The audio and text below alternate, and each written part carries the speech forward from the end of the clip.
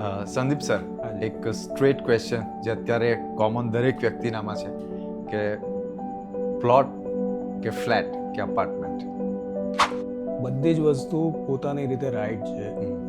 તમારા earning power શું છે, બજેટ શું છે, એ ડિપેન્ડ કરતું હોય છે. લોકોને 30 લાખ રૂપિયાના અંદર પ્લોટ બી મળી જાય છે અને 30 લાખ રૂપિયાના અંદર ફ્લેટ બી મળી જાય છે. એટલે એ તમારી ચોઈસ છે કે તમારે જમીન સાથે રહેવું છે કે એક ફ્લોર ઉપર રહેવું છે. કે જમીન સાથે તમે રહેતા હો છો તો ત્યારે તમારી ચોઈસ હોય છે, તમારે શું કરવું છે એ તમારો ખુદનો નિર્ણય હોય છે. અને જ્યારે ફ્લેટમાં તમે રહેતા હો છો ત્યારે જે તમને બિલ્ડર આપે છે એની અંદર તમારે એડજસ્ટ થવાનું. એટલે પ્લોટ એ વસ્તુ છે કે તમારે એમાં ઓર્ડર કરવાનો છે કે મારે આ વસ્તુ બાંધકામ કરવું છે, મારે આ વસ્તુ જોઈએ છે, એ તમે તમારા આર્કિટેક્ટને કહેશો એટલે એ પ્રમાણે તમને બનાવીને આપશે.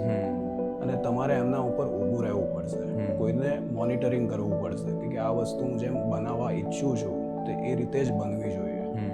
પછી વસ્તુ એવી બી થાય કે જે આપણે ઈચ્છતા હોય ને એ વસ્તુ ના બને તો આપણને પ્લોટના અંદર બી સેટિસ્ફાઈડ ના થાય. તો એના કરતાં પછી તમને એમ થાય કે આના કરતાં તો મેં ફ્લેટ લઈ લીધો હતો તો સારું સારું. હા, એટલે બધી જ વસ્તુ સારી છે, ફ્લેટ બી સારા છે અને પ્લોટ બી સારા છે. મેં પહેલાં જ કીધું તમને કે તમારું બજેટ શું નક્કી કરે છે. ઓકે.